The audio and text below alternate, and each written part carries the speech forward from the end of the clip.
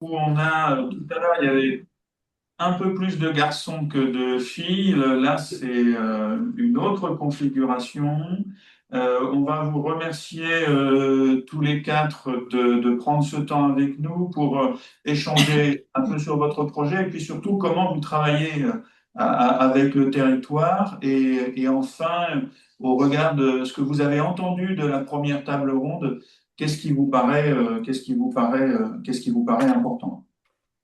Voilà, je vais arrêter de partager mon écran parce que le but, maintenant qu'on vous a vu, c'est de vous voir en direct. Euh, Peut-être commencer un petit tour de table. Je vais le faire par ordre alphabétique. Euh, une présentation rapide et puis quelques mots sur votre projet. Alors, pas 10 minutes, mais quelques mots sur votre projet pour que tout le monde comprenne bien ce sur quoi vous travaillez, quels sont les enjeux et potentiellement euh, quel potentiel territorial de développement pour vous. On commence par ordre alphabétique. Bah alors, Guillaume. Bonjour, donc Guillaume Bouchu, je suis formateur chargé de mission en environnement au sein du campus Montravel à Villars. Donc c'est basé à côté de Saint-Étienne dans la Loire. On est un établissement qui intervient sur l'horticulture, le paysage, la floristerie et la vente. Donc moi j'ai une mission, on va dire, de formateur où voilà, je- j'ai l'occasion de travailler sur la filière horticole et paysage à mi-temps, et sur l'autre mi-temps, je suis chargé de mission, et donc j'ai un tiers-temps, un projet de développement qui s'intitule Mobiliser des acteurs pour agir au développement de la biodiversité. Donc concrètement, on a deux grandes thématiques sur lesquelles on travaille, la haie et le végétal local, avec des axes sur de l'expérimentation, de la formation et de la coopération. Sur la thématique de la gestion durable des haies, on a donc organisé, on a eu l'occasion là pour présenter un peu les grandes actions. On a eu l'occasion d'organiser des journées techniques à destination des agriculteurs, des collectivités, des apprenants.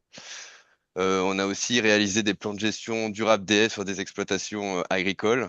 Et actuellement, on travaille avec des BTS en aménagement paysager sur un plan de gestion durable des haies sur les bords de route d'une commune de la Loire. On fait aussi des publications techniques. On avait fait un premier guide autour de la conception et de l'implantation de haies. Et là, on a fait un deuxième guide sur suivre et gérer sa plantation de haies dans le temps. Euh, on fait aussi de l'expérimentation, j'en parlais au début. Donc, on a testé du semis de haies, des haies spontanées. On a aussi eu l'occasion d'accueillir une formation PNF sur la co-conception de séquences pédagogiques autour des haies. Et je me suis prêté donc à l'analyse d'une pratique pédagogique. Donc ça, c'est un premier gros thème, la haie sur le végétal local. Donc on avait déjà eu un projet précédent sur cette thématique. Et donc là, on a traité ce qu'on n'avait pas eu le temps de traiter, donc mettre en place des sites de démonstration avec de la flore indigène dans des aménagements plutôt urbains. On a mis en place sept sites vitrines. On travaille aussi sur un programme de conservation et diffusion d'espèces rares et menacées sur le territoire, que sont l'orme lisse et le peuplier noir. Sur ce volet-là, on a aussi créé des outils de communication, des roll-up. Là, actuellement, on est en train de finaliser un guide sur l'implantation de la flore indigène dans des aménagements. Euh, voilà.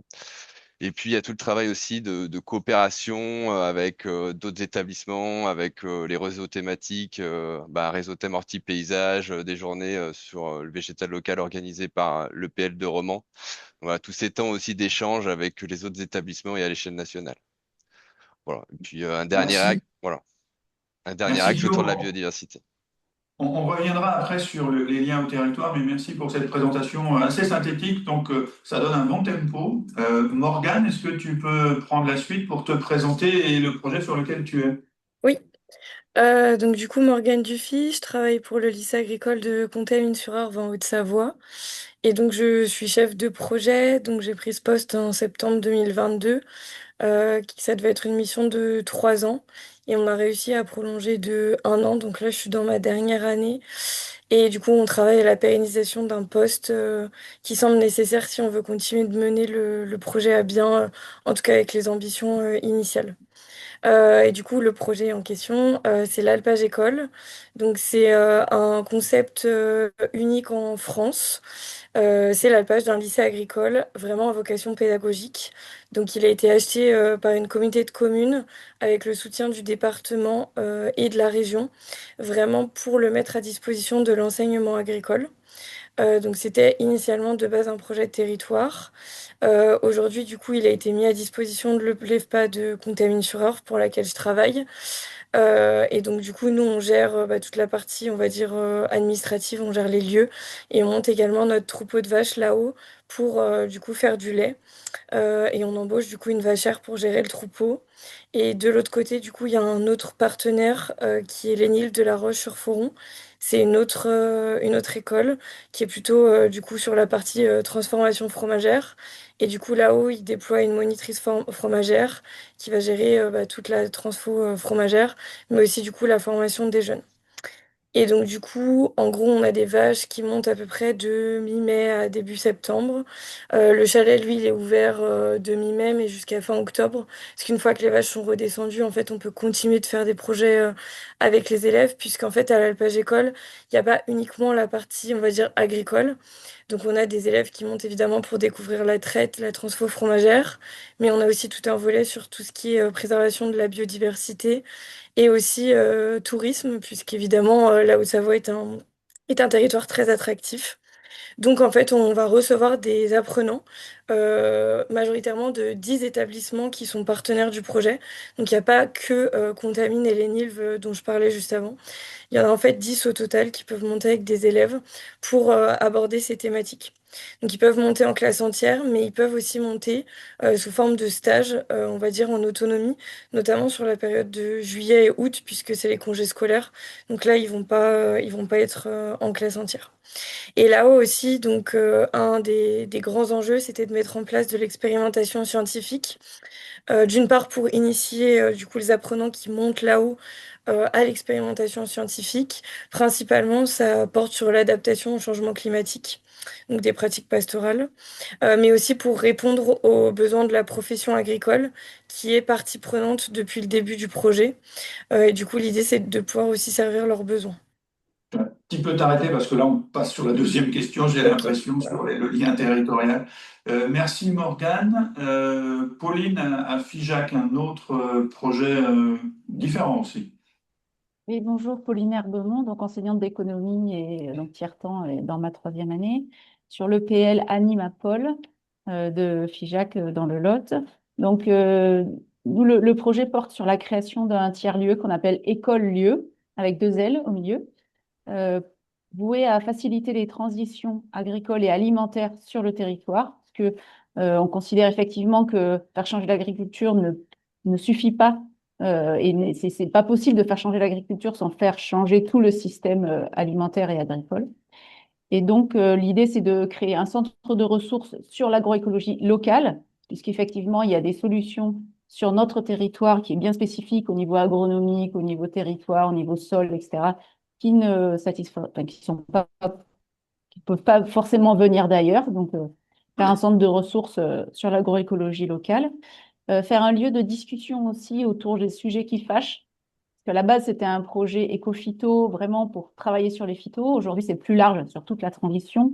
Mais on voit qu'on ne peut pas éluder le fait de faire rencontrer des gens qui ne sont pas d'accord. Sinon, on passe à côté des gros points de blocage, en fait.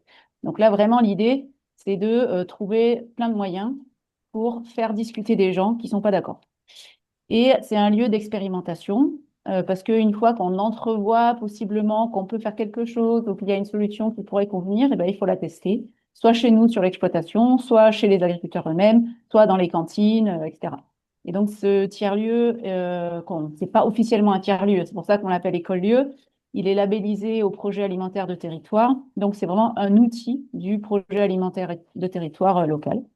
Et donc, il est porté pour l'instant par l'EPL, dans lequel je travaille. Et il y a beaucoup d'acteurs en son sein. Donc, il y a une vingtaine 25 même personnes dans le groupe projet. Il y a une cinquantaine d'acteurs dans le groupe d'appui au projet. Voilà, il y a plusieurs groupes de personnes qui s'interconnectent. Et, hum, et voilà. Merci pour nous donner ce rapide regard sur le projet et tous les enjeux qu'il y a autour. On va terminer ce premier tour de table par Stéphanie à Sartène.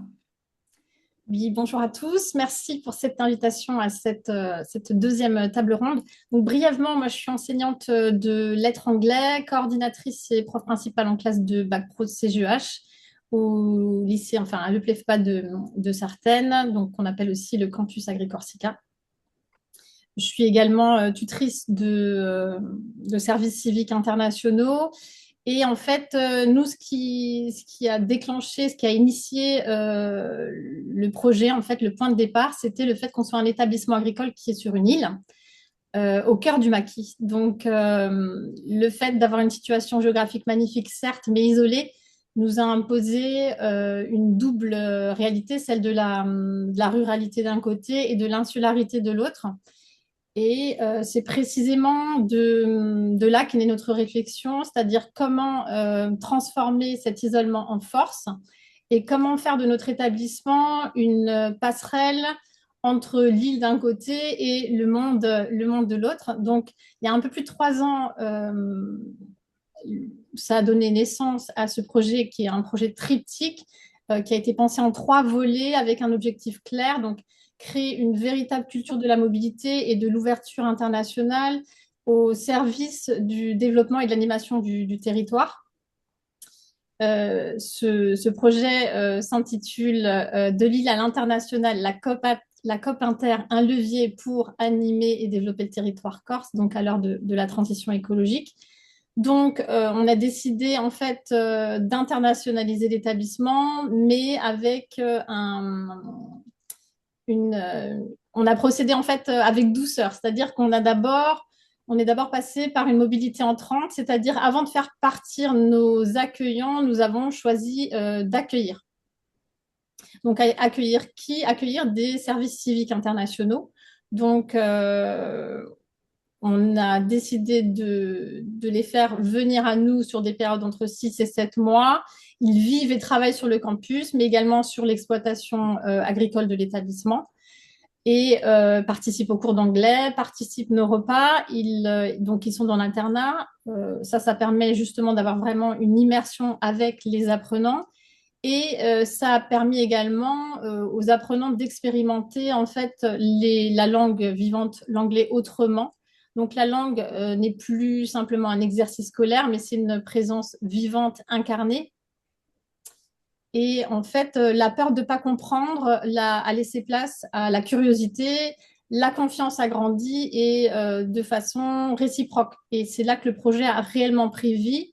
Ensuite, on a décidé en deuxième année d'outiller, c'est-à-dire de mettre en place une préparation linguistique avec la formation et la certification TOEIC à destination des élèves de BTS, pour ensuite basculer vers une autre stratégie en troisième année avec un fonctionnement simultané des 3 volets, c'est-à-dire service civique, TOEIC et mobilité sortante, c'est-à-dire mobilité Erasmus, pour que finalement on ait des stages longs qui se fassent à l'étranger pour concrétiser l'internationalisation de l'établissement dans les structures agricoles environnementales engagées dans la durabilité.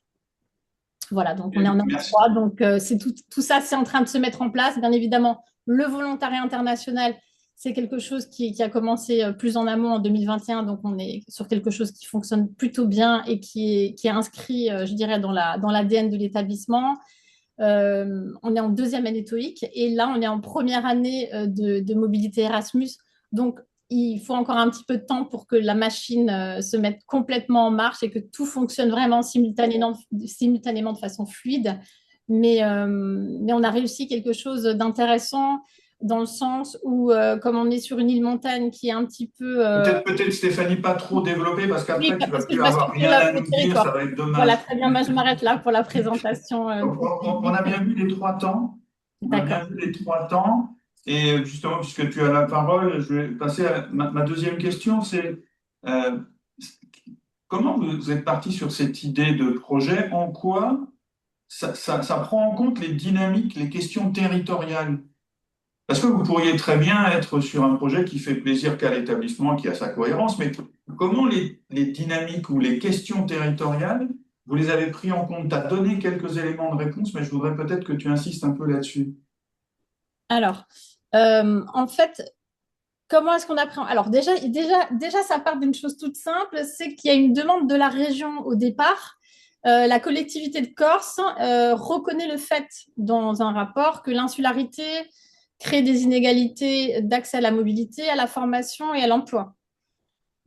Donc, nous, si vous voulez, on s'est servi un petit peu de cet état de fait pour se dire qu'il fallait accueillir des volontaires, peut-être dans un premier temps, pour introduire doucement une idée d'international sans sortir de l'île. Donc, en plus de s'aligner avec la politique jeunesse et internationale de la collectivité de Corse, donc de la CDC, on a eu l'idée de faire de cette mobilité entrante un levier de construction citoyenne pour justement créer un dispositif, profiter d'un dispositif qui avait été mis en place par la région de réciprocité en lien avec France Volontaire, qui fait qu'on a accueilli des volontaires internationaux sur l'établissement. Et le fait d'accueillir des volontaires internationaux, ça a permis de dynamiser un petit peu le territoire qui fonctionne beaucoup en termes de saison. C'est-à-dire qu'en été, on a énormément de monde. On passe de... Je vais rester sur la question, et pas aller sur les conséquences. Donc, Ah. le point de départ, tu dis bien, c'est une demande de la région, en fait. Alors, c'est pas une demande, c'est-à-dire qu'on nous a proposé et moi j'ai sauté sur l'occasion dans le sens où j'ai trouvé que c'était quelque chose de très intéressant parce que justement, ça allait pallier les problèmes d'isolement du territoire, notamment en saison d'hiver. Alors, je sais pas si, D'accord. voilà, sans Ok. trop développer, mais voilà, donc quelque part, la présence d'un volontaire dans un premier temps a permis de dynamiser et d'enrichir le territoire, de l'animer, puisqu'on a une vie sociale et économique qui est fortement ralentie en hiver sur l'île et sur l'établissement d'un point de vue local, tout simplement. Ok. Pauline, la même question. La prise en compte des dynamiques territoriales, des questions territoriales, c'est quoi qui motive un peu le projet? En fait, avant que je porte ce projet-là d'Écolieu, il y avait un autre projet qui était à l'échelle Occitanie avec 5 EPL qui s'appelait Target, c'est-à-dire transfert et accompagnement à l'arrêt du glyphosate des établissements d'enseignement agricole avec leur territoire. Et donc, donc c'était 2019-2022.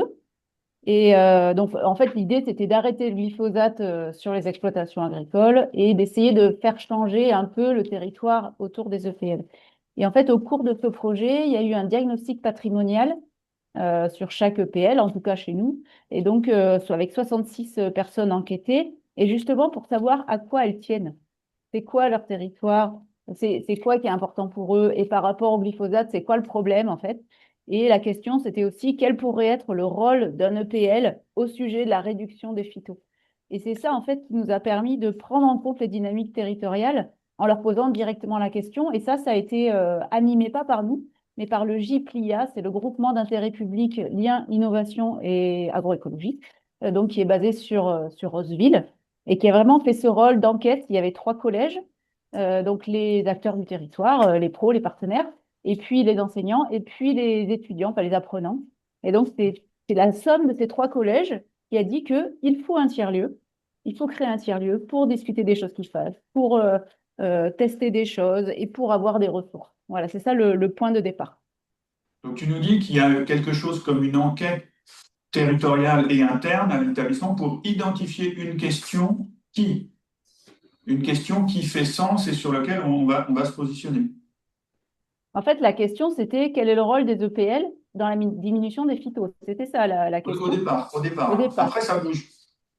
Et après, c'était en fait dans les solutions proposées, c'était de créer un tiers-lieu. Et Ok. en fait, il y avait des acteurs au départ, historiques, en fait, dans ce projet-là, qui font toujours partie du projet aujourd'hui, mais qui s'est beaucoup élargi. En fait, c'était vraiment une idée, une envie. et qui s'est développé et qui s'est étoffé aujourd'hui. Et aujourd'hui, en fait, on prend en compte d'autres acteurs, mais la trame de base de l'écolieu, c'est toujours les idées de départ, puisqu'elles viennent d'un diagnostic de territoire, donc c'est forcément juste, en fait. C'est toujours cohérent aujourd'hui. Donc, l'importance du diacre de territoire, en fait, Oui. hein, voilà. Merci. Guillaume, comment ça vient le projet dans lequel vous êtes, sur quels actes, enfin, est-ce qu'il y a une question territoriale forte? Est-ce qu'on vient vous chercher ou est-ce que ça se construit un petit peu comme Pauline vient de nous le dire? Alors, effectivement, il y a des similitudes avec ce que Pauline un peu a fait avec le travail d'enquête. Nous, c'est peut-être pour présenter un peu comment est né notre collectif autour des haies, parce que c'est vraiment ça qu'on a cherché à construire. En 2017-2018, en fait, on a eu un apprenti en licence qui avait un mémoire qui consistait à structurer un réseau d'accompagnement et faciliter l'implantation des haies bocagères chez les agriculteurs de la Loire. Donc lui, il est allé enquêter une dizaine de structures pour savoir ben, quelles étaient les actions réalisées par ces structures, quels étaient les besoins sur le territoire et finalement quelles étaient les problématiques. Donc ça a été un premier point de départ et en fait ça aboutit en 2019 à un projet collectif qu'on a animé dans le cadre du contrat vert et bleu de Saint-Étienne Métropole et on a repris un peu ben, les thèmes, les besoins du territoire. Donc on a fait ce travail d'enquête sur la haie, mais on a aussi fait ce travail d'enquête sur les questions de végétaux locaux, avec aussi une enquête qu'on a réalisée en 2021, là beaucoup plus importante, à destination à la fois des utilisateurs, des producteurs et des prescripteurs de végétaux sur la Loire, la Haute-Loire et les territoires limitrophes. Donc on était associé au Conservatoire botanique, au lycée d'Issingeaux. Et donc ça, en fait, ça a été aussi précieux pour identifier les freins à l'utilisation de végétaux locaux dans les aménagements, et ça a vraiment défini notre feuille de route. Et je vois qu'aujourd'hui, en fait, cette feuille de route qui a été définie par cette enquête, c'est du travail de long terme. Donc, c'est pas du travail sur 3 ans. On voit qu'aujourd'hui, c'est du travail sur un pas de temps beaucoup plus long, 5 ans, voire 10 ans, où il y a différentes choses qu'on peut mettre en place. Et aujourd'hui, le projet de développement, ben, il répond à cette feuille de route avec la mise en place de chantiers expérimentaux, la formation des agents.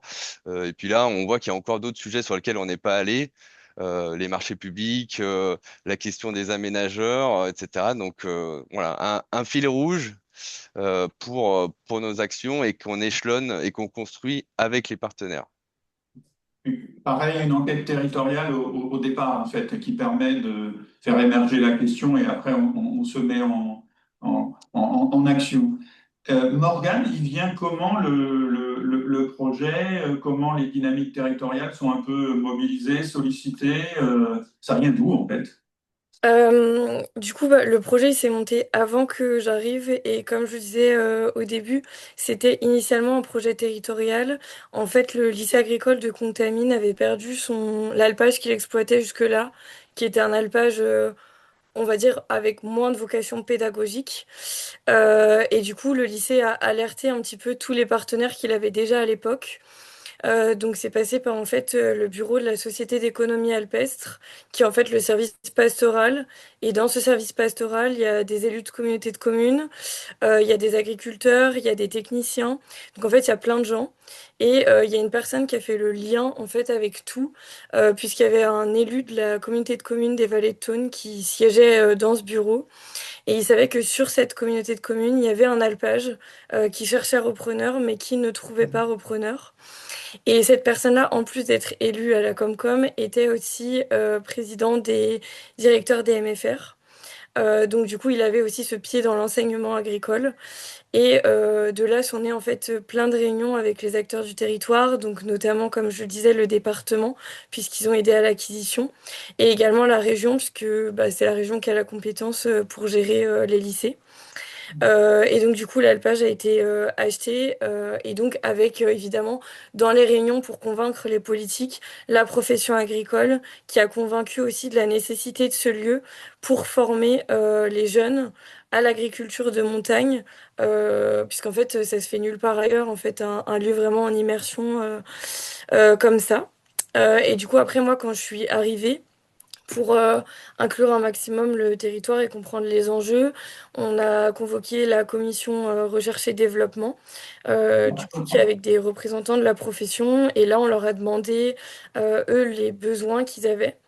Et derrière, une fois qu'on a recueilli tous leurs besoins, on a été chercher des financements pour pouvoir, du coup, faire des projets. Et l'idée pour qu'ils raccrochent ces projets, c'était quand même de base, on est sur un territoire qui est, on va dire, qui a un peu cette culture de l'exemplarité. Et du coup, on a été observé quand même pendant plusieurs années de lancement avant que la profession s'intègre vraiment. Il y a vraiment eu cette phase ouais, d'observation où ils ont regardé si on faisait les choses bien, en quelque sorte, quoi. Et là, maintenant, au bout de 3 ans, ça y est, ça a pris. Et du coup, ils nous ont proposé des projets et on travaille concrètement avec eux. On arrive là sur la quatrième question, ça va un peu vite.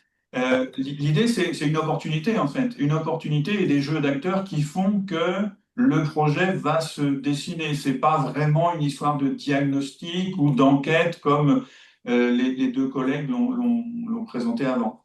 Oui, voilà, exactement. C'est vraiment une opportunité. Et justement, puisqu'on a fini ce tour là sur la prise en compte des dynamiques territoriales, est-ce que vous pourriez nous dire les uns les autres les principaux types d'acteurs, parce qu'on ne va pas faire un listing d'acteurs, mais les types d'acteurs que vous avez mobilisés et pourquoi vous allez chercher ceux-là et pas d'autres? Peut-être continuer avec toi, Morgane, puisque tu as un peu commencé à nous dire quels étaient les acteurs.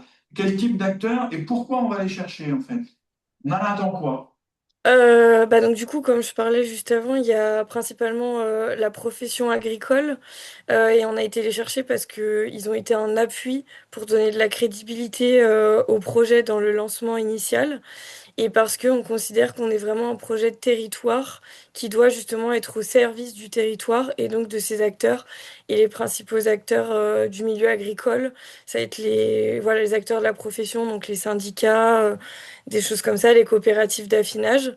Par exemple, la coopérative, c'est presque elle qui est venue vers nous spontanément pour travailler avec nous parce que ça les intéressait, eux, de pouvoir afficher le fait qu'ils soutenaient en fait l'éducation et l'enseignement agricole. On a aussi par exemple les chambres d'agriculture parce qu'on a besoin en fait de techniciens pour travailler là-haut et mener les expérimentations. Les services pastoraux comme je parlais juste avant puisqu'ils étaient vraiment là dès le début du projet. Et puis évidemment aussi les acteurs de l'écologie. Donc notamment le CEN 74, aussi parce que du coup on a besoin de leurs compétences en fait techniques en matière de protection de la biodiversité. Et Bon, donc, on c'est a été bien. chercher ces types d'acteurs. Pourquoi? Parce qu'en fait, le but à l'Alpage École, c'est aussi de pouvoir montrer que, on peut totalement concilier protection de la biodiversité et production agricole. Et du coup, ces acteurs, c'est les acteurs à la fois de la biodive et à la fois de l'agricole. Tu nous dis que, moi j'entends deux choses dans ce que tu nous dis, c'est la complémentarité des apports en termes de conseils, d'action.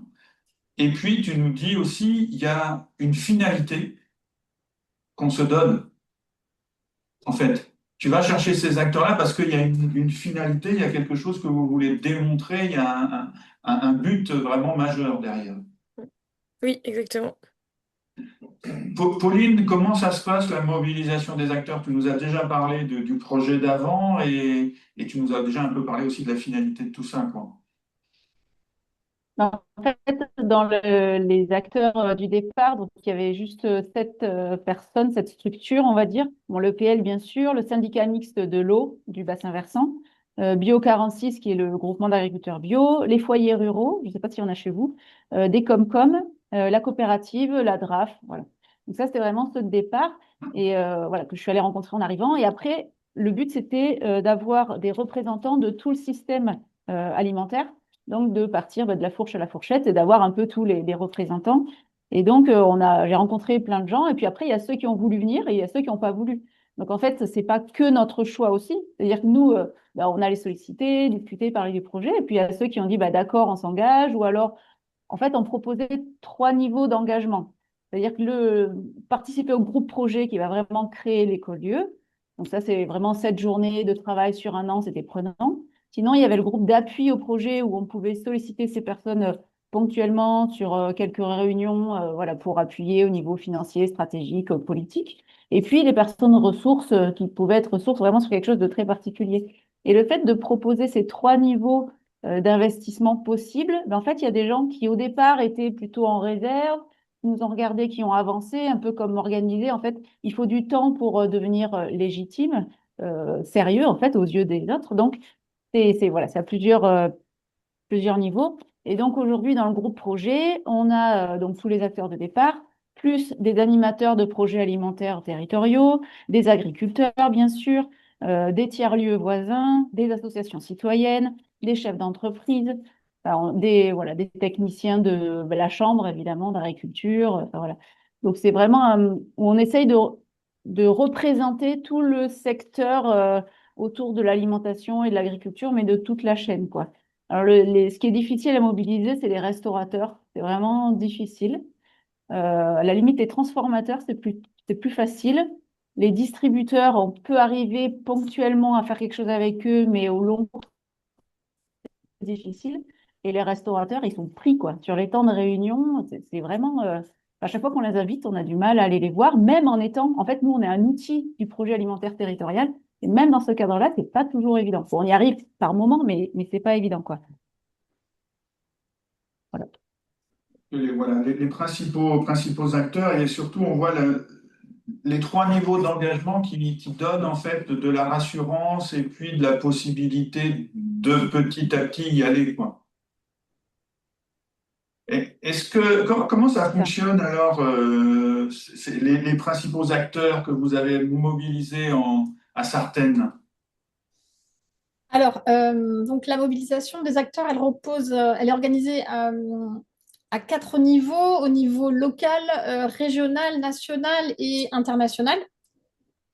Donc, en fait, bien sûr, le cœur opérationnel du projet se passe au niveau local et régional. Donc, tout fonctionne en fait parce qu'on a des apprenants qui sont partie prenante, des enseignants qui sont motivés, une exploitation agricole qui nous accompagne aussi parce que nos services civiques, nos volontaires internationaux travaillent directement sur l'exploitation agricole. Donc, on a une mise en œuvre quotidienne qui se fait des 3 volets, finalement, en intégrant tout le PLEFPA. On a une animation pédagogique également, mais aussi du territoire de la part des services civiques qui aident aux devoirs, qui participent aux sorties, aux assises de la jeunesse, aux témoignages dans différents établissements scolaires en Corse. Et on a également en partie financeurs et opérateurs sur 2 des 3 volets la région, de nouveau la collectivité de Corse, avec un accompagnement logistique et institutionnel de la Dragesse de Corse, qui permet la formation des tuteurs en service civique, en l'occurrence moi-même, et qui permet aussi la réalisation des formations civiques et citoyennes obligatoires pour les volontaires internationaux. Donc, on a après d'autres organismes qui interviennent, le FONGEP, la FALEP, la FNSFP, les sapeurs-pompiers en fait qui forment, qui assurent aussi les formations PSC, donc les premiers secours citoyens. Et au niveau national, on va avoir bien évidemment l'agence de service civique et la plateforme ELISA qui permet aussi de délivrer l'agrément au MASA et qui assure finalement le cadre institutionnel et réglementaire qui donne cette reconnaissance institutionnelle également au projet. Par ailleurs, on a l'intermédiation structurante de France Volontaire entre l'État, la région et le PL. Donc, nous, on est organisme qui accueille, mais la région a une convention cadre avec France Volontaire, donc, qui est une plateforme française du volontariat international. Et c'est elle, en fait, qui va nous amener les différents services civiques qu'on a pu avoir. On a eu le Ghana, le Liban, l'Inde. Et cette année, on va avoir une jeune Philippine qui interviendra sur l'établissement début janvier. Et après, le 3e volet concerne les mobilités sortantes, à savoir donc les mobilités individuelles par le biais de l'agence Erasmus. Donc, c'est encore un autre partenaire, même si éloigné, mais ça permet vraiment ce financement de l'agence Erasmus sur fonds européens. Et je termine avec le TOEIC qui est le deuxième volet. Et on travaille en fait avec ETS Global qui crée et administre tous les tests TOEIC. Donc elle forme et elle habilite également 3 enseignants sur l'établissement qui sont des administrateurs de tests TOEIC puisque le TOEIC se passe intramuros dans l'établissement. Ça évite aux élèves le fait de devoir se déplacer. Tout est proposé directement. On a encore plus loin les entreprises et les exploitations européennes qui sont nos partenaires et qui vont accueillir et former nos stagiaires BTS dans le cadre des mobilités Erasmus sur Malte et en Sardaigne cet été. Voilà. Ok. Donc, 4 niveaux avec quand même le cœur qui se situe sur l'établissement. Le cœur, c'est quand même l'établissement. Complètement, complètement. Et le fait que c'est surtout la validation des élèves et l'adhésion des élèves au projet qui fait que ça marche et qui sont finalement demandeurs chaque année d'avoir quelle est la nouvelle volontaire qui va arriver. Quand c'est qu'on passe le TOEIC, est-ce qu'on peut partir en mobilité? Donc il y a vraiment cette culture de la mobilité qui est en train de naître sur l'établissement, alors qu'au départ, l'insularité était vraiment un frein à cette mobilité et à ces envies de mobilité. Ok, je vois que Pauline, avant de donner la parole à Guillaume, Pauline, tu voulais faire une petite précision peut-être? Allô? On ne t'entend plus, Pauline, parce que ton micro est coupé. Pardon. C'était juste en entendant Stéphanie, je me suis dit mince, mais j'ai oublié des partenaires hyper importants parce qu'en fait, il y a le groupe projet vraiment de création de l'écolieu. Il y a un groupe à côté qu'on appelle un consortium sur un projet de territoire qui s'appelle Ferme en transition qui est porté par la coopérative. Et dans ce consortium, on a AgroParisTech, donc un chercheur qui travaille justement sur la mise en récit. Et donc, il suit et qui travaille à côté de nous, en fait, pour savoir tout ce qui se passe dans l'écolieu, comment on le met en récit, est-ce que ça a vraiment un impact sur le territoire ou pas. Et ça, c'est vraiment important d'avoir ce recul-là et toujours son regard un peu décalé finalement par rapport aux travaux quand on est la tête dans le guidon. Et c'est super important d'avoir un chercheur. Pardon. Ok. Guillaume, donc les principaux types d'acteurs vous mobilisez, pourquoi vous allez les chercher? Alors, hmm, quand on a lancé le collectif sur les haies en 2019, on avait 6 principaux acteurs. On avait bien sûr Saint-Étienne Métropole, qui est pour nous une intercommunalité dynamique sur les questions de biodiversité notamment. Euh, on avait aussi Mission Haie, qui est vraiment la structure experte et aussi qui nous a permis au collectif de monter en compétences. Donc ça, c'était aussi très précieux. La fédération de chasse, pour nous, c'est les premiers planteurs de la Loire. Donc, les associés, c'était une évidence. Et après, on a tout ce qui est un peu association naturaliste. Donc, on travaille avec la LPO et FNE. On a des liens un peu plus étroits avec FNE parce qu'on répond avec eux aussi à des appels à projets. Ils interviennent aujourd'hui en BTS dans un module. Donc, on a des liens qui sont un peu plus réguliers. Et puis la Chambre d'agriculture qui est aussi, par son réseau, par aussi son travail d'accompagnement sur la gestion durable des haies, était un acteur important. Et nous, ce qui s'est passé, c'est qu'en fait, on avait ce copil restreint et petit à petit, on a élargi avec d'autres structures qui sont venues se rajouter au comité de pilotage, la Fédération des CUMA, le Parc naturel régional du Pilat, l'ADR. Et finalement, aujourd'hui, on est avec les nouveaux projets qu'on porte, projet de développement, projet CAPE. On est reparti sur un copil restreint parce qu'on s'est rendu compte que ceux qu'on avait au départ, c'était vraiment ceux dont on avait besoin au comité de pilotage. Et les autres acteurs, c'est plutôt des acteurs qu'on va aller chercher quand on a des questions particulières, quand on a besoin de traiter des sujets, de les faire intervenir sur des journées techniques. Et donc, on a fait évoluer un peu comme ça notre partenariat. Un peu technique et un peu stratégique, en fait. Tu distingues un peu les deux? Oui, tout à fait. Il y a avec qui on va vraiment co-construire et puis il y a ceux qui seront vraiment pertinents pour des sollicitations techniques, pour des témoignages. Voilà. Pour passer à une autre question, et je te laisse la parole, on voit bien que dans tous vos projets, il y a des enjeux de construire du collectif pour que ça fonctionne. Chacun est à sa place, donc tout le monde n'a pas forcément la même place, la même importance dans le projet, c'est ce que tu disais, Guillaume. S'il y a un ou deux points qui vous paraissent vraiment importants sur maintenir, entretenir ce collectif dans l'envie, en fait. dans l'envie de continuer, en fait, dans l'envie de poursuivre le projet. Qu'est-ce qui, d'après vous, qu'est-ce que vous faites pour maintenir la vie du collectif et l'envie dans le collectif? Qu'est-ce qui vous paraît essentiel? Peut-être commencer avec toi, Guillaume, parce que tu nous parlais de ton collectif là tout à l'heure.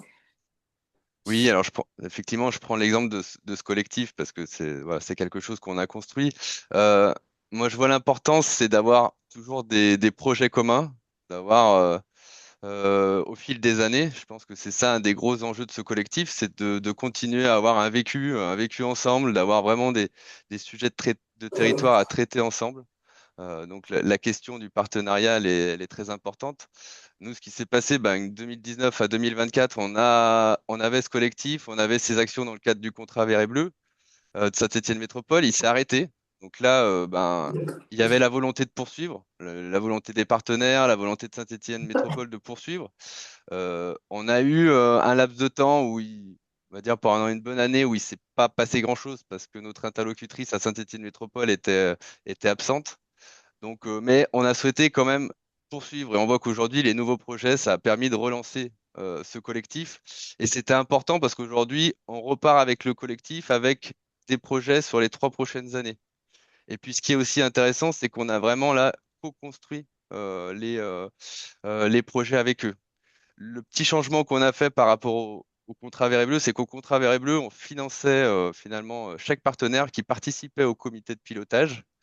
Tout le monde avait un peu un nombre de jours bien réparti. Et aujourd'hui, tel qu'on travaille, c'est un peu différemment. C'est-à-dire, ce qu'on dit aux partenaires, c'est qu'on leur finance pas leur participation au comité de pilotage, mais c'est de par le travail collectif qu'on fait à travers des ateliers, chacun peut se positionner et dire, bah, j'ai envie de participer à telle action. Donc, bah, nous, on fait en sorte de mobiliser des moyens financiers pour qu'ils puissent bah, construire cette action avec nous. Donc voilà, c'est un petit changement dans notre façon d'animer le collectif et c'est intéressant, en tout cas, cette nouvelle configuration, elle est intéressante et ça permet aussi d'avoir bah, des partenaires très volontaires sur les actions à conduire et qui co-construisent. Sans doute que c'est pas un petit changement parce que en t'écoutant, je pensais à une certaine maturité dans les partenariats. Nous, on parle d'intimité collective qui s'est créée. Et maintenant, le contrat ou la construction, elle se fait plus tout à fait sur les mêmes choses. Et donc, la question du financement se pose plus tout à fait de la même façon. Hein, c'est ce que j'entends dans ce que tu nous dis.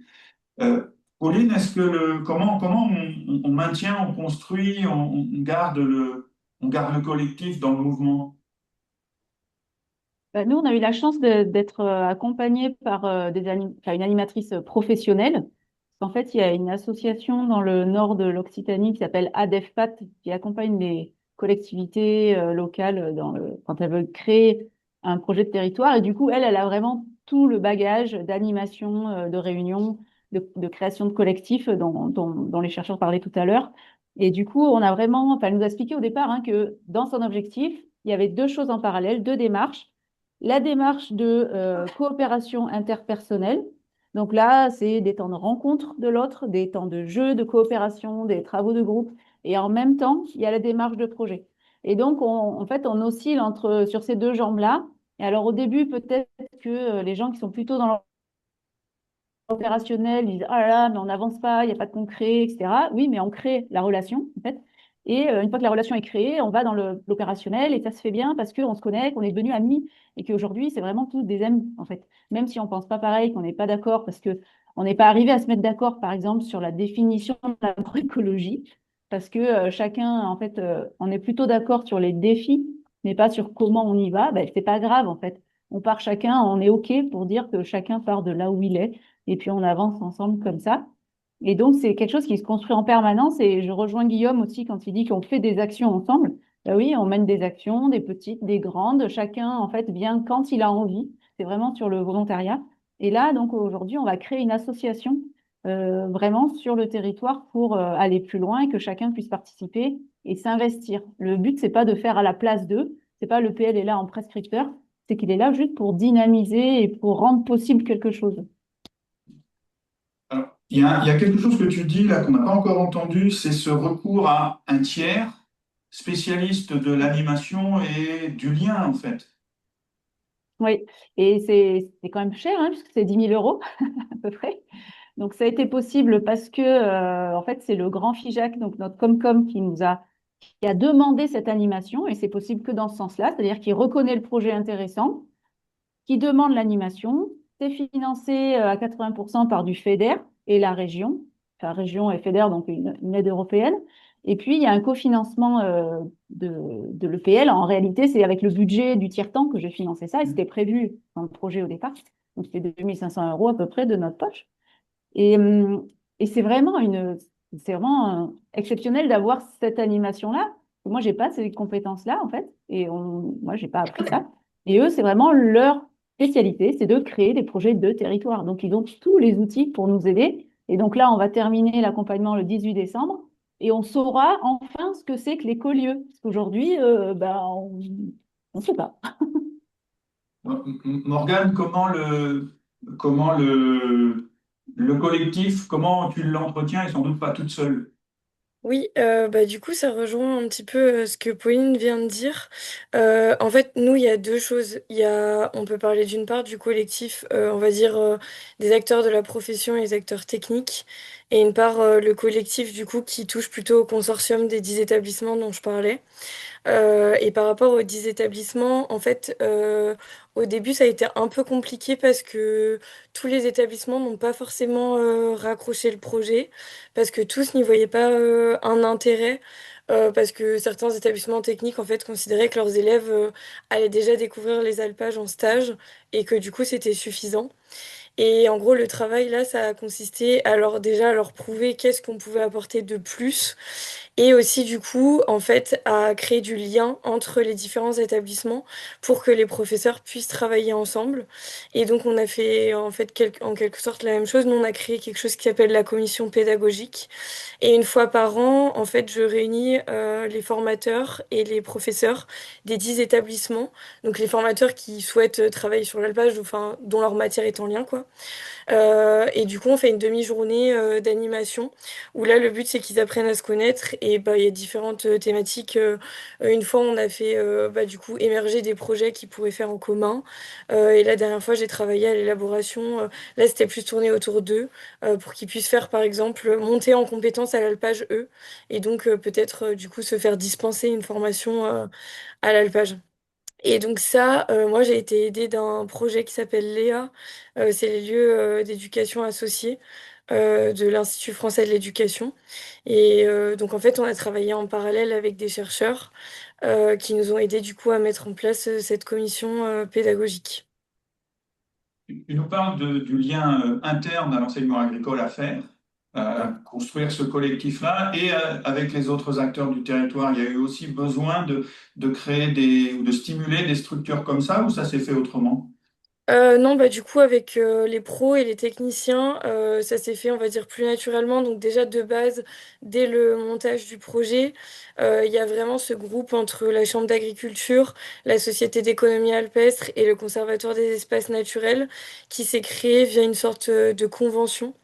Et du coup, eux, ils y ont trouvé un intérêt parce que le projet les intéressait.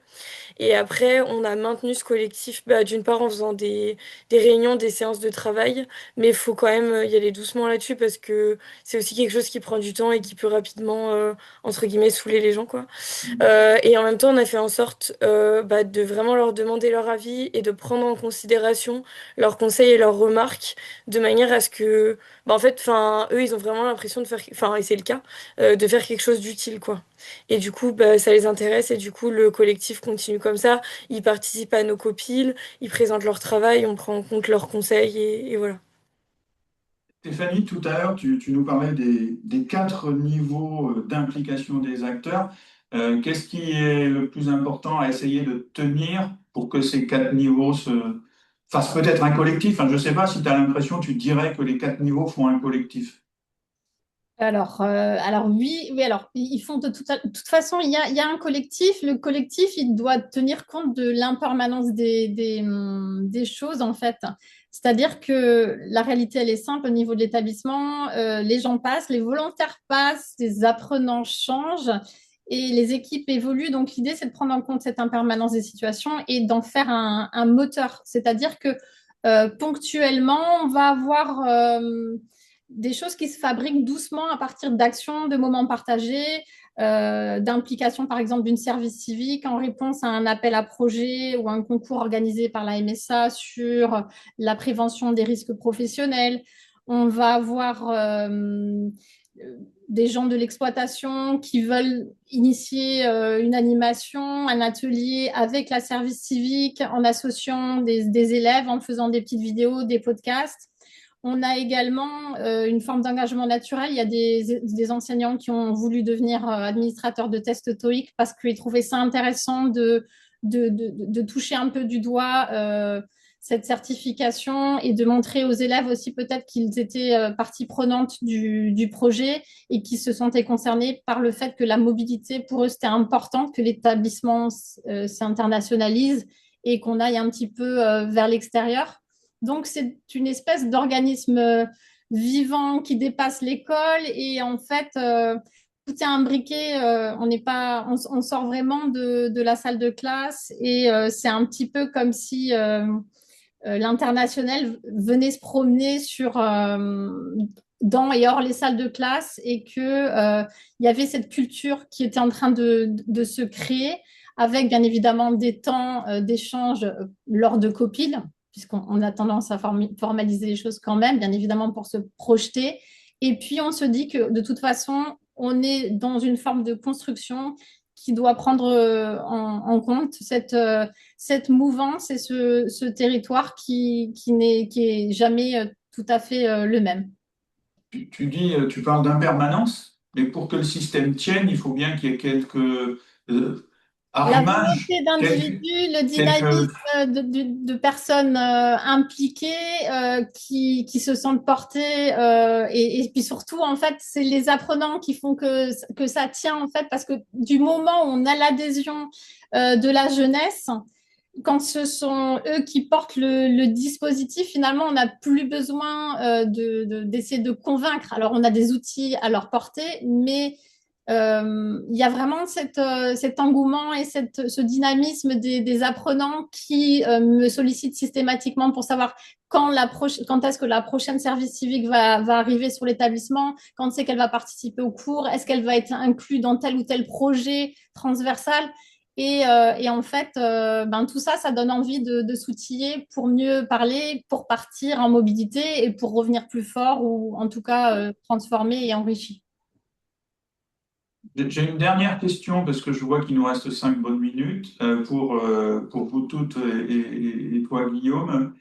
Euh, Dans ce que vous avez entendu lors de la première table ronde, est-ce qu'il y a quelque chose qui a résonné alors en positif, en disant oui, oui, ça, ah bah oui, ça, oui, ou au contraire quelque chose qui peut-être vous a surpris ou vous a fait dire ah oui, ça, j'avais peut-être pas vu, j'avais peut-être pas pensé, ça pourrait peut-être m'aider.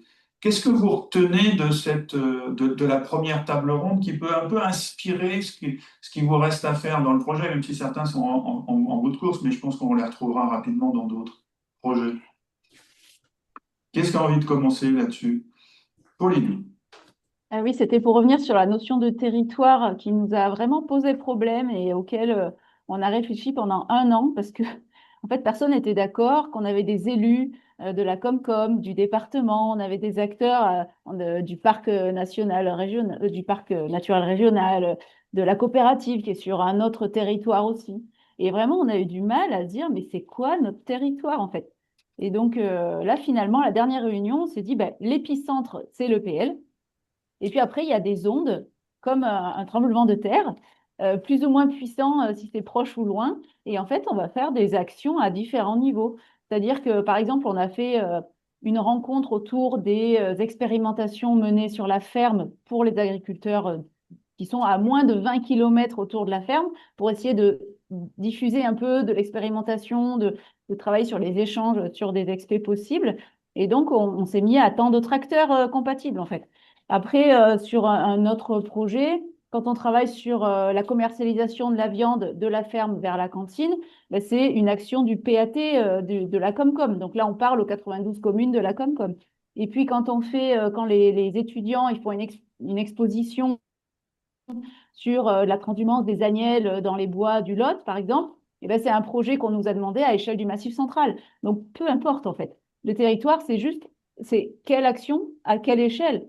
Et voilà. Donc, je suis contente d'avoir entendu toutes ces définitions et on est vraiment en dehors de la définition classique du territoire. Alors, chez Emmanuel Bossis qui a mis un lien vers un article dans la revue Géoconfluence, enfin sur le site Géoconfluence, où Hervé Brédif dit ce qu'il a dit en particulier. Et puis, il y a son bouquin Réaliser la Terre. Je vous invite à mettre le nez dedans, ça donne plein d'idées. Moi, ce que j'entends là, dans ce que tu nous dis, c'est qu'il y a des périmètres d'action, en fait. Il y a des actions qui ne sont pas sur les mêmes périmètres, et donc il faut identifier les bons acteurs pour intervenir dans ces périmètres et sur ces actions. Et c'est ça qui est le plus important, et des acteurs qui se retrouvent autour de cette action. C'est un peu ce que Stéphanie nous disait, sans le dire tout à l'heure aussi, un petit peu. Il y a quand même des actions qui font que ça lie, quoi. Il y a une culture commune, mais s'il n'y a pas des actions, alors on a entendu l'énergie des jeunes qui pousse, mais bon. Merci Pauline. Est-ce que quelqu'un d'autre sur cette question a envie de prendre la parole? Guillaume, oui. Oui, effectivement, moi je vous rejoins aussi sur le fait que voilà, c'est des personnes qui se retrouvent autour d'un projet. Moi, je peux prendre l'exemple, je parlais tout à l'heure du travail réalisé actuellement par les BTS Aménagement Paysager qui font un plan de gestion durable des haies sur les bords de voirie. Et donc, le commanditaire, là, ce qui est intéressant, c'est qu'on a une commande du territoire. Donc, c'est le service voirie de Saint-Étienne Métropole et la mairie de Saint-Éan qui sont qui passent commande auprès des BTS. Et on a des structures qui viennent nous aider dans ce projet-là, comme la Fédération de chasse ou Mission Haie, par exemple. Donc là, on voit que nous, on a un vrai rôle en termes d'accompagnement des partenaires. C'est important. C'est les accompagner pour que ce soit un projet le plus pédagogique possible. Là, on a aussi, c'est nous qui avons construit la pédagogie avec eux. L'exemple euh, de faire une première journée où on prend de la hauteur, où on va observer le territoire, on fait de la lecture de paysage avec les partenaires, où on va observer la biodiversité de la commune, où on va observer le bocage. Donc ça, c'est des choses où on accompagne le partenaire. Après, aussi, il y a d'autres formes d'accompagnement qui me semblent tout aussi importants. Là, nous, sur un projet comme ça, il y a le coordinateur de la formation.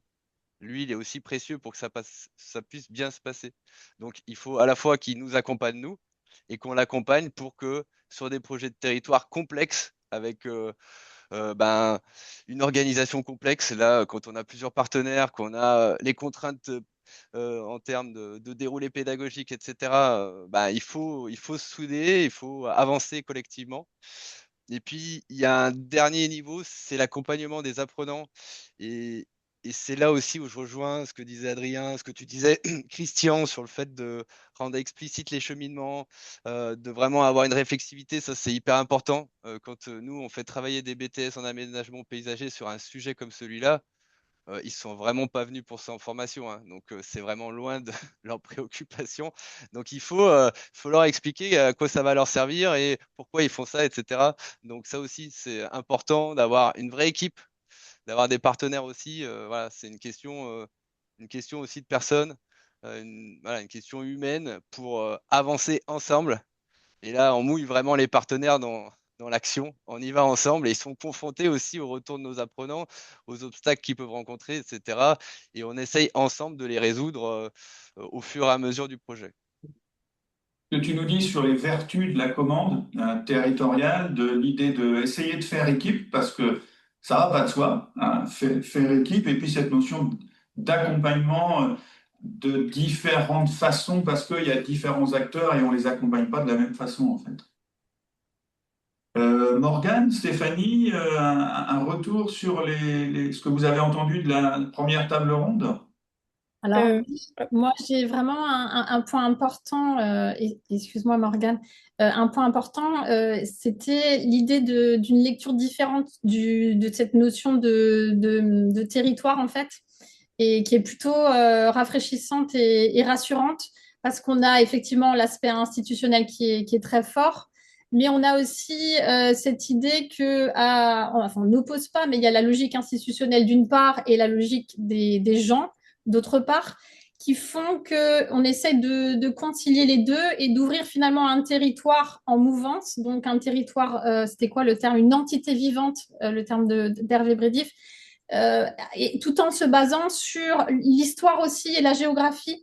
Donc en fait, on a il parlait également de lecture, dans sa lecture de matrice d'une identité culturelle, et il y a ce fort sentiment d'appartenance qui est aussi lié à l'histoire de la Corse et du territoire corse, et qui a été balayé en fait par différentes vagues d'occupation, qui a été marqué aussi par ce contraste fort dans la saisonnalité de la population. C'est ce que je disais précédemment. En fait, quand on passe de 350 000 habitants en hiver à plus de 3 millions en été, il y a une espèce de cyclothymie qui va s'opérer, c'est-à-dire qu'on a d'un côté cette euphorie estivale et de l'autre côté, on a ce fort isolement en hiver.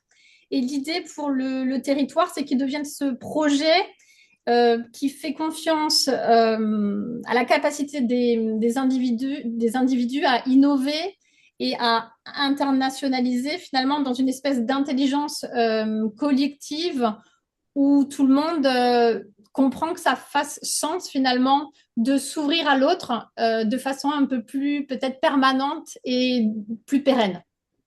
Voilà. J'ai l'impression que ce que tu as entendu fait écho à ton projet. Complètement, ah oui, complètement, complètement. Morgane, pour clore. Oui, bah moi je voulais rebondir sur ce que disait Guillaume, parce qu'on est un peu dans les mêmes situations. Ce que j'ai pas dit tout à l'heure, c'est que le plus qu'on pouvait apporter à l'alpage, c'est qu'en fait on fait ce qu'on appelle de l'interformation via le consortium des établissements. On va se faire rencontrer différentes classes dans différents domaines.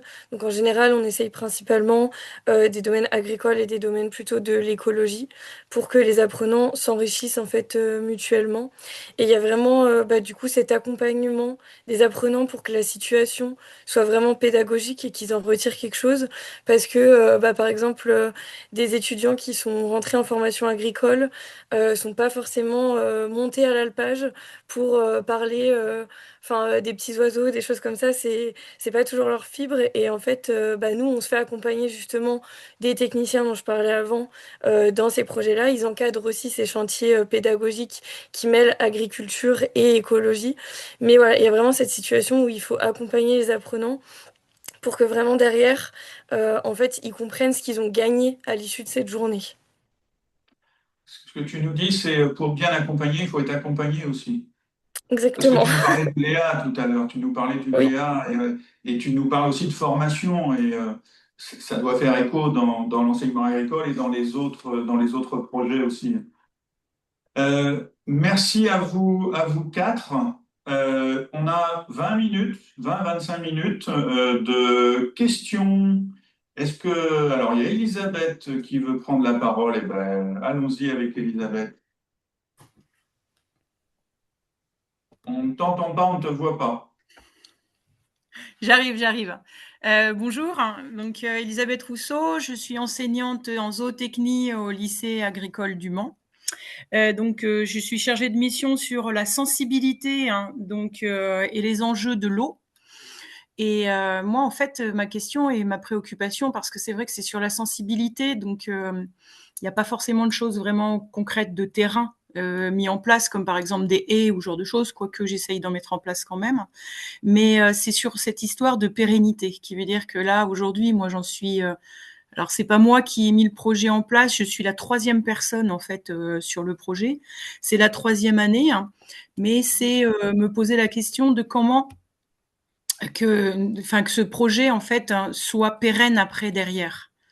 C'est vraiment ma grosse préoccupation parce que je me rends compte que si je ne suis pas là par rapport aux animations pour mettre en place en fait des actions ou ce genre de choses, et en plus les élèves, comme Stéphanie le disait, ils passent voilà, comment faire pour pérenniser ça là.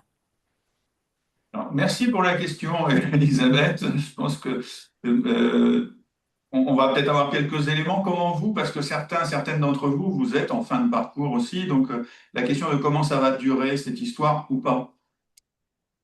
Oui, Pauline? Alors, il y a plusieurs possibilités pour nous. Soit ça continue à être porté par le PL, mais il n'y a plus de moyens. Soit, donc on est on a déposé une demande de chef de projet, ce qui paraît cohérent. En fait, après un tiers-temps, il y a besoin de temps, donc on demande un chef de projet. Donc il y en a très peu chaque année et on ne sait pas si on va l'avoir ou pas. Et l'idée, c'est de créer une association pour aussi que ce puisse être porté par le territoire. Parce que quand on fait un projet, même si c'est l'EPL qui en est à l'initiative et qui participe très activement et que vraiment il y a un lien fort avec les enseignants, etc., et les élèves, ben forcément, c'est un projet de territoire. Donc, on est en train de créer une association avec des collèges. Donc, l'enseignement, ça sera un des collèges. Il y aura les agriculteurs, les consommateurs, les professionnels, etc.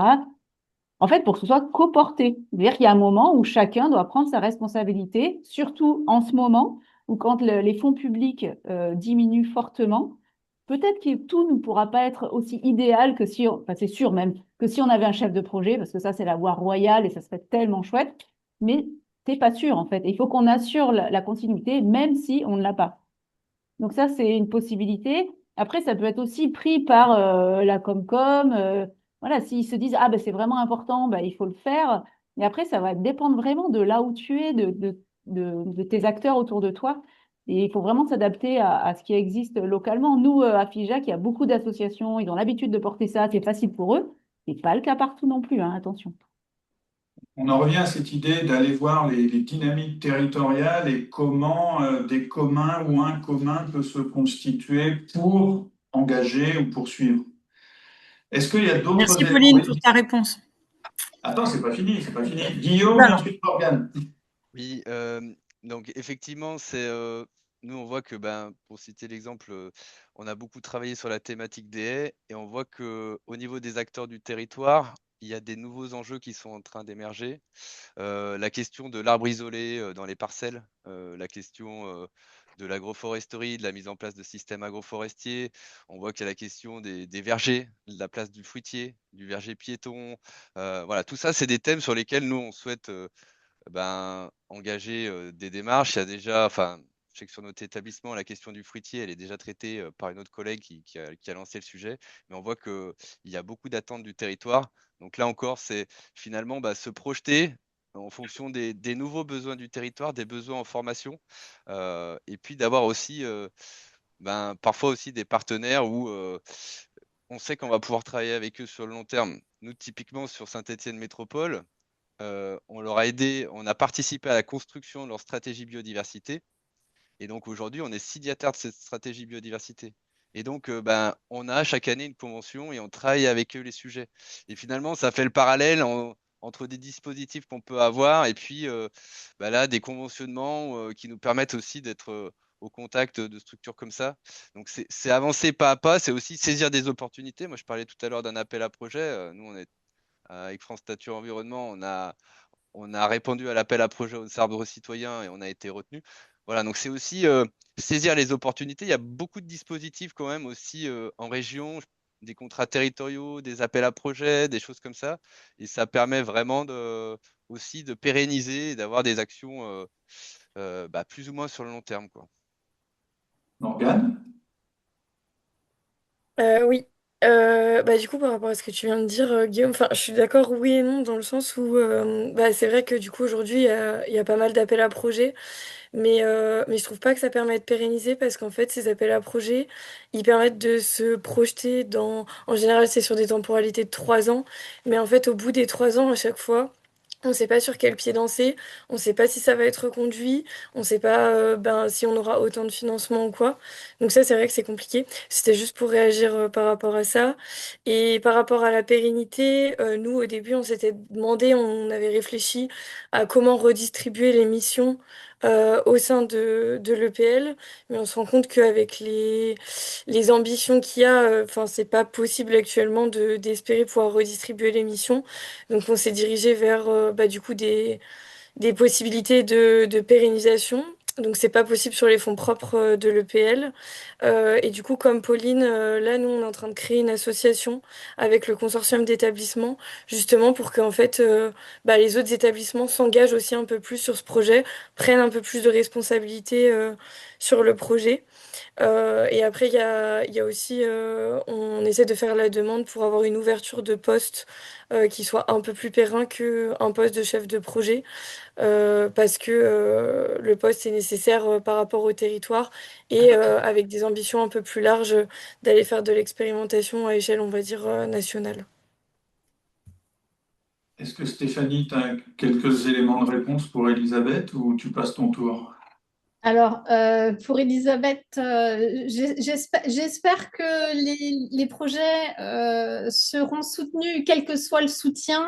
L'idée, c'est que on trouve un public qui voit l'intérêt de mener des projets qui dynamisent le territoire, qui dynamisent l'EPL au niveau local, régional et peut-être après national.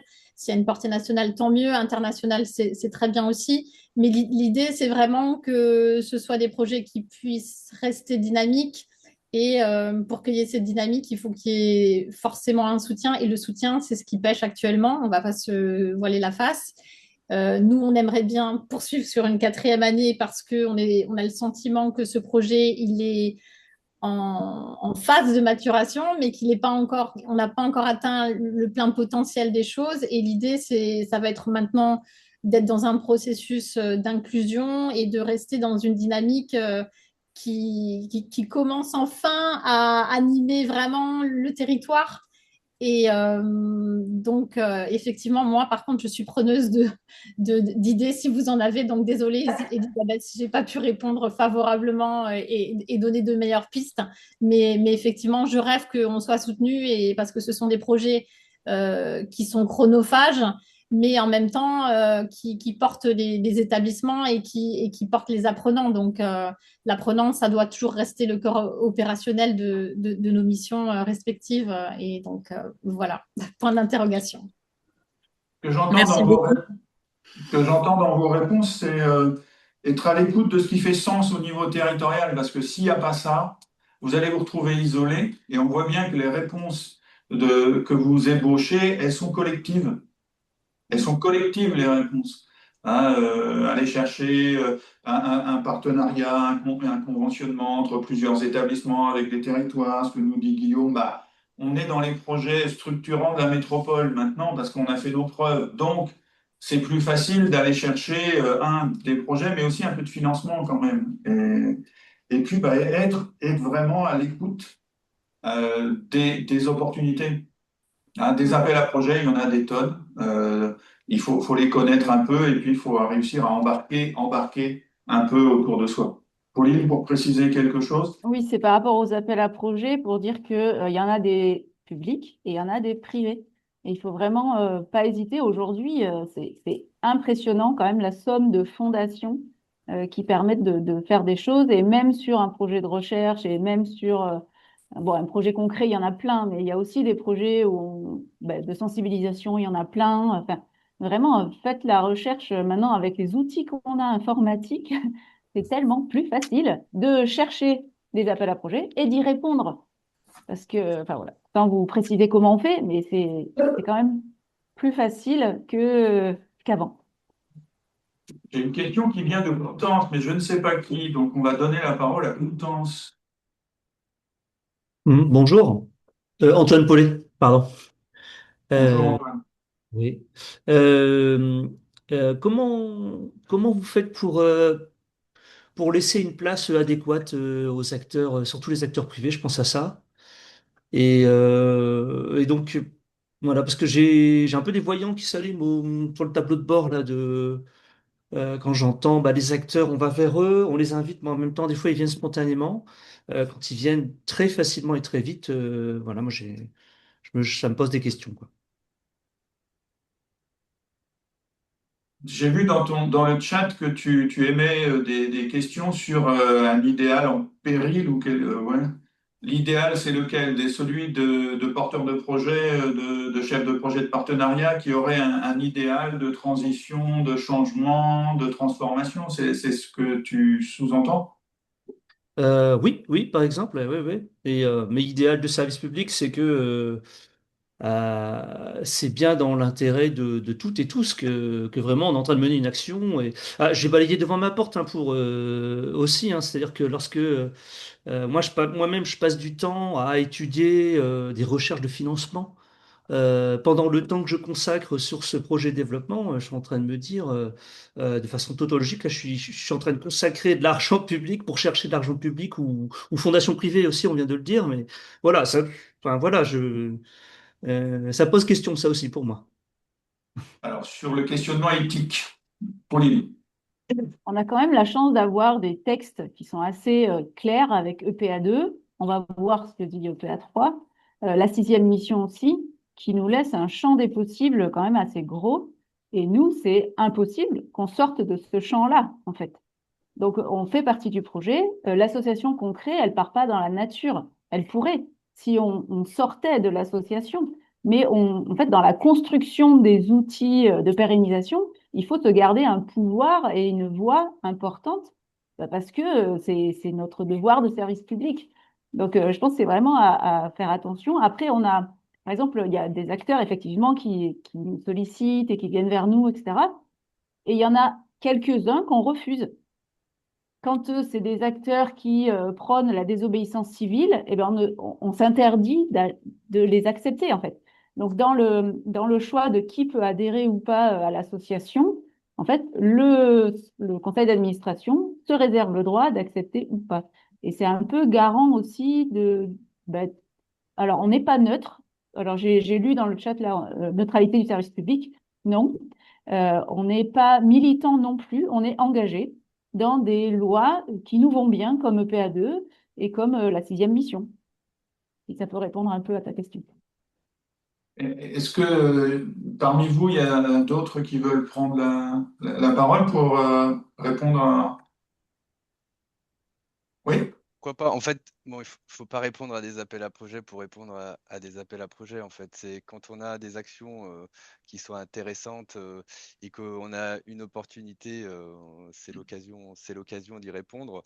Moi, je parlais d'un appel à projet, on a répondu. En fait, c'était une forme de contrat de culture qu'on avait mis en place. Si vous voulez, nous, on a un atelier de production d'arbres et d'arbustes en ligneux, en végétal local. Et ce qui nous manquait jusque-là, c'était un peu d'avoir la sécurité, d'avoir un contrat de culture qui nous permette de produire tant d'arbres pour un projet à vocation pédagogique avec un vrai intérêt sur le territoire.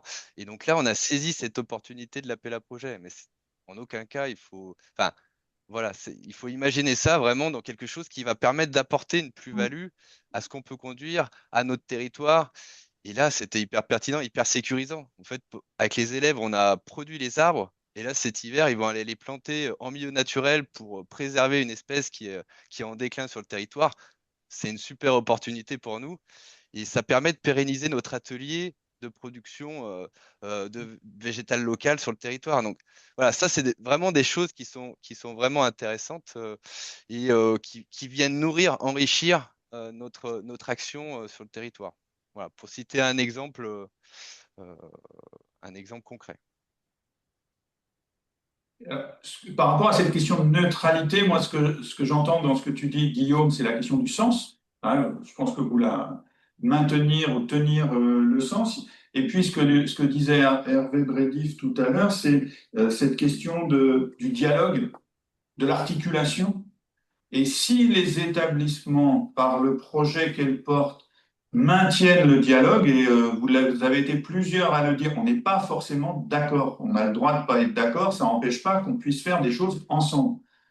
Hein, et cette idée-là, elle est vraiment au cœur. Et la notion de territoire, c'est à la fois ce processus qui passe par beaucoup de questionnements, beaucoup de questionnements, et qui aboutit à des actions qui gardent du sens ou qui en ont. Alors, des fois, si on veut prendre les grilles de durabilité, on voit qu'il y a de l'efficience, de la substitution, de la reconception, ça va plus ou moins loin.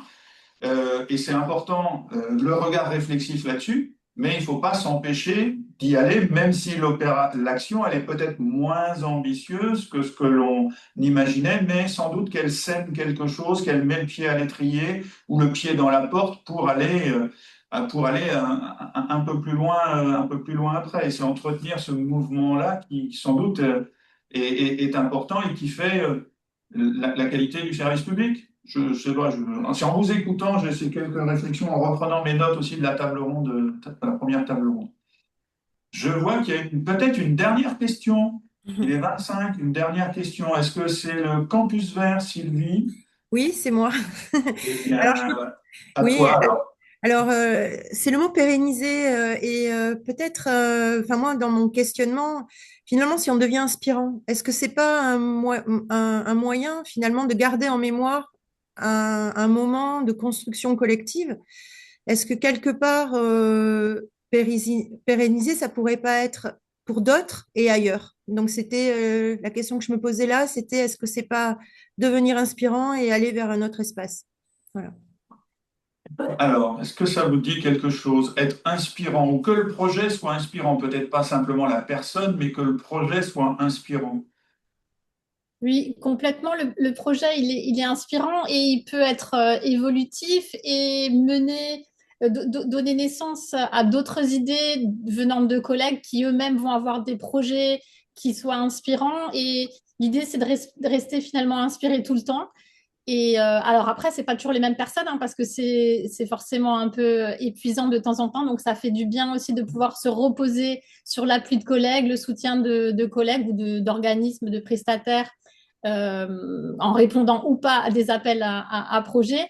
Mais l'idée, c'est vraiment de garder vivante cette espèce d'impulsion qu'on a au départ de faire vivre le territoire et de l'animer de la meilleure façon que ce soit, avec toujours à l'esprit, au cœur, les apprenants qui sont en demande dans un monde super stressant, avec des réseaux sociaux qui sont pas forcément évidents à... Voilà, donc nous, on essaye voilà, de garder cette forme de guidance, d'accompagnement, et tout en se disant que finalement, au fil de l'eau, quand on chemine, il y a d'autres collègues qui arrivent avec des idées et qui vont peut-être reprendre le projet. Le projet, il va changer, il est pas obligé, enfin, il est évolutif et c'est ça l'idée, c'est que c'est comme le territoire, hein, voilà, il est en mouvance perpétuelle.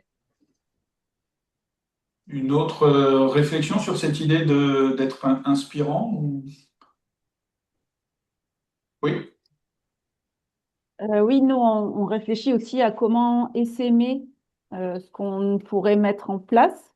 C'est-à-dire que si jamais, enfin, on réfléchit, nous aujourd'hui, et si jamais on a un chef de projet, on réfléchira encore mieux, de dire ben, qu'est-ce qui est vraiment utile, donc j'ai à mesurer notre effet, et qu'est-ce qui pourrait être transmis à d'autres PL. De faire un peu une mallette, un kit, en fait, sur ce qu'on va tester, ce qu'on va mettre en place en quoi ça marche pas, voilà les bonnes idées qu'on a eues et puis les points de vigilance, quoi. Donc oui, on peut inspirer. Après, pour avoir vécu dans un autre établissement un super projet qui est tombé à l'eau complètement quand voilà, deux personnes de la direction sont parties, c'est pas évident non plus quand même qu'on reste inspirant sans qu'il n'y ait plus les personnes. Donc j'ai adoré tout à l'heure le fait de dire la coopération, c'est d'abord des gens individuellement, des personnes au-delà des structures. Ben, c'est important, quoi. Il faut faire attention on n'est pas complètement irremplaçable, c'est ce que je croyais avant, mais c'est pas toujours vrai, quoi. Je veux dire, c'est important Et qu'on soit là et qu'on assume notre rôle. tu pointes aussi le danger de la personnification et on a besoin que les structures aussi soient là pour continuer, même ce que nous disait Adrien tout à l'heure, les personnes, c'est super important, les structures, Ouais, des fois, il faut faire attention. Mais si on n'a pas les structures, on est un peu embêté quand même. Peut-être le mot de la fin à Stéphane. Je vois une question de Stéphane du Grand Bleutrot, Stéphane Levédé. Oui, alors Allô, allô c'est moins une question qu'une réflexion. C'est vrai que on veut peut-être absolument pérenniser le projet sur l'établissement, le graver dans le marbre, etc. Mais bon, peut-être se poser la question, on n'aura pas la réponse, mais c'est ce que nos apprenants vont retenir de ce qu'on aura mis en place sur du court terme, sur du moyen terme, et ce qu'ils auront envie de perpétuer ensuite dans leur vie professionnelle ou dans leur vie personnelle, tout simplement. Ça nous renvoie à des réflexions de tout à l'heure, de la première table ronde, miser sur les jeunes, leur donner des outils. C'est un mot que vous avez beaucoup employé aussi dans cette table ronde, hein. Outiller pour qu'ils puissent penser davantage pour agir un peu mieux. Ça pourrait être une conclusion sympathique à 12h29 parce qu'on va tous aller casser une petite croûte. Je voulais vous remercier les unes, les uns et les autres pour vos présentations et puis vos questions. Et donc, on se retrouve, alors pas forcément en tous ensemble, j'ai une petite diapo si elle veut bien arriver. On se retrouve, hop, hop, hop, partagé. On se retrouve en groupe promotion de 13h30 à 17h, sachant que 17h, c'est la date butoir, peut-être qu'on terminera un peu avant. Les premières années seront avec Jean-Xavier et Laure. Anouchka et Fleur accompagneront les deuxièmes années. Et puis, j'ai des invités pour accompagner les troisièmes années. Donc, on se retrouve à 13h30. Vous avez reçu des liens. Anouchka vous a envoyé des liens pour ces différents temps d'échange. On va vous souhaiter un bon appétit. Le poste de pilotage va également aller manger. Et puis peut-être après-demain dans une région.